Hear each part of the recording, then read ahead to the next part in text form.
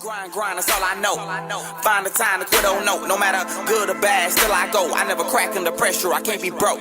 Sun up to the sun down, map it out, now run it down. Mayweather, I never lose. I be making these money moves. Sun up to the sun down, map it out, now run it down. Mayweather, I never lose. I be making these money moves. What's up, everybody? Hey, it's your boy Michael here on the Bulletproof Mafia. This is episode number 59 / episode number 2. 59, the 59th, 58th or 59th, Phil, do you know? All right, so high 50s on the total number of podcasts, but we're kicking in at like number 2 of the Bulletproof Mafia. So anyway, I wanted to jump on the conversation. I had somebody say something to me and it triggered the shit out of me not very long ago. And basically it is, you always seem to be in the right place at the right time. Man, you're lucky. Now, there was a time whenever I almost took pride in that statement. I was like, yeah, you know what? I'm kind of lucky. Like, that makes a lot of sense. And then the more that a buddy of mine, I was talking to him this morning and he said, I made it a point to go visit my mother. And he went, he visited his mother, and he said, and I was going out to my lake cabin, and Mom used to love to go with the whole family out to the lake cabin, and this guy lost his dad not very long ago. He's an older guy. My friend is in his late 40s. So he's not an older guy. He's in his late 40s, but his dad passed away this last year, and they were in, I think his dad was in his 70s, and Mom's in her 70s. And so he's like, when we were kids, we would all go out to the cabin. And so I called Mom, and I'm like, hey, I'm going out to the cabin. I got some work to do. Do you want to go with me? And she's like, sure. And so she invested in the time to go pick up his mother and take his mother to the lake and then spend that time with his mother. And they walked around the lake. They had the conversation about the property and, went over some memories and did some stuff. And how's this make sense, Michael? How's this relate to being in the right place at the right time? He then took his mother home and invested that time in her. And then the next morning she had a doctor's appointment that she hadn't told anybody about with a cardiovascular surgeon. And so she called him and she's like, hey, I'm going to the doctor in the morning. I haven't said anything to anybody, but I'd really like it if you went. And so he went with his mother, and at 6:40 a.m., he's sitting in the hospital. They just had a conversation with this doctor. They were afraid they were going to have surgery, but there were some things going on. And this guy got to have a conversation with the doctor, directly with the doctor, about his mother that he thinks was hugely beneficial. He was in the right place at the right time. But how did he get, dissecting backwards, how did he get in the right place at the right time? You see, he said in my conversation with him, if you want to be in the right place at the right time, you've got to make a decision to do the fucking work. And here's the thing that I think most people fail whenever they're starting to think about being in the right place at the right time. They think luck happens to them. They think that they wander through life and something has to be so blaring obvious that it screams at them and that they hear it audibly that, wow, there's this big opportunity. For example, they go through the checkout line and it says $260 million jackpot, and they buy a ticket. Well, it was just screaming at me. There's an opportunity and maybe I'll get lucky. And then there are people like myself and like my friend, his name's Bernie and I, who we operate in a different place.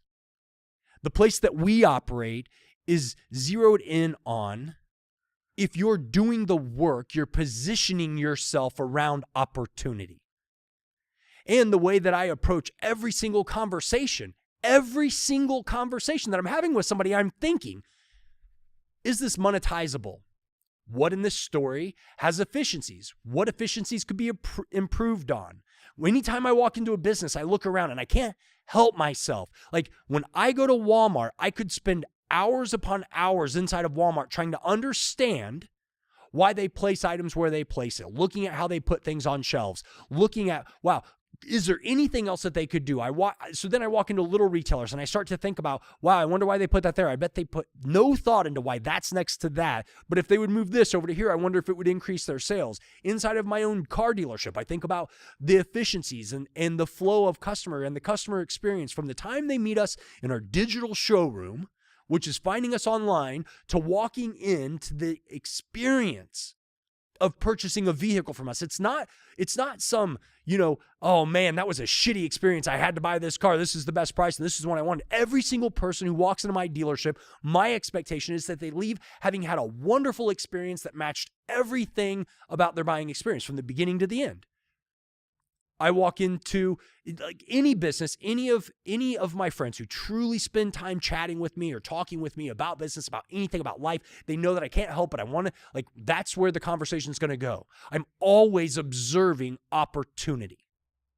So does that mean that I'm in the right place at the right time? Or does that mean because I'm doing the work, the mental work, and I'm observing and I'm thinking and I'm walking with my eyes open, maybe instead of thinking, wow, he was in the right place at the right time, maybe the thought process should be people like us are the right place at the right time.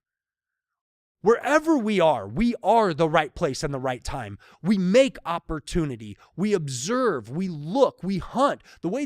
So I'm in the Midwest, right? I'm in Missouri. People go out and they climb in a deer stand and they'll prep for this for months. I don't understand. Though I do understand. This is something that my family's done for a long time, but I don't understand investing this much time and effort into it. They'll get salt blocks. They'll plant. And they've got different names for it, but essentially they plant a garden for deer so that deer get in the habit of coming to this area to feed. And then they'll put a strategic tree stand up. And they think about all elements of the hunt. Every possible scenario of a deer coming into this elaborate fabricated trap so that they can put a bullet in the deer to eat, so that they can take that trophy buck and hang it on the wall. They make that spot the right place at the right time. Now, for all of you hunters who are listening to this, imagine if you would take and put that much time, effort, energy into the conversation of marketing. What would happen if your new deer became a customer? And you invested 6 months' time in preparing the absolute perfect opportunity for a customer to walk into a situation that you just know that if this happens, and if the wind's blowing this way, if I feed the customer and I invest in them on the front side, that I'll be able to kill a sale right then, every single time. But yet there are some brilliant hunters out here, guys who, like everybody else says, man, that's the luckiest son of a bitch you ever met. Every single year he goes out, he kills a monster buck. That wasn't luck. That dude's been scoping that spot and that buck since the day that buck was a button buck. He passed that buck by 6, 8, 10 times year over year, waiting for the opportunity to slay a monster. He prepped his area, he prepped his stand, he did everything, got everything all the way ready. And why? Because he wanted to be the right place and the right time. The same thing happens inside of fitness, right? You see guys that are like, oh man, they're just genetic. Oh man, you're just making excuses to be mediocre. And so anytime you come to me and you say something like this, you come to me and you say, oh, you must have been in the right place at the right time. You're just lucky. Or you've heard the expression, man, every time he could fall in shit and come out smelling like roses. Look, go pound dirt, right? I don't have time for somebody like you. If those are the kind of statements that you make to people, you really need to do some self-evaluation, because at the end of the day, it all falls back to what my buddy Bernie said to me. He said, you've got to do the work. And so I just ask you, whenever you're looking at your life, are you literally doing everything that you can to maximize your opportunities in this life? What's important to you? Are you doing the work? Are you looking for opportunities from every angle? Because this is kind of the foundation. This is where you have to start. You have to train your brain to look for the things around you that you could leverage and that you could scale and that you could grow. And then have a conversation with me about being in the right place at the right time. And if you're not good at that, hey, I'm going to give you Life Hack 101. This is the best hack I can give you across any conversation about anything you want to be good at. If you want to be great at any area of your life, just surround yourself with 4 other people that are better at that thing than you, and you will naturally migrate to the center of the pack. You will push yourself until you are somewhere in the middle. And the smartest people I know continuously elevate the pack.